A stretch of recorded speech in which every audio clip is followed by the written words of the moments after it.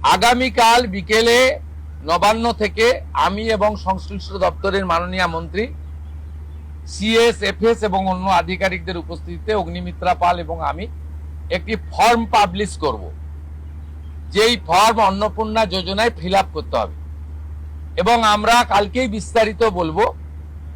কারণ এনরোলমেন্ট যখন যত তাড়াতাড়ি করবেন তত বেনিফিট আমরা দিতে পারবো। আমাদের অন্নপূর্ণা যোজনার প্রক্রিয়াটা শুরু হয়ে যাবে কাল থেকে। যেমন যেমন ফর্ম ফিল আপ হবে তেমন তেমন ৩,০০০ টাকা ট্রান্সফারও শুরু হয়ে যাবে।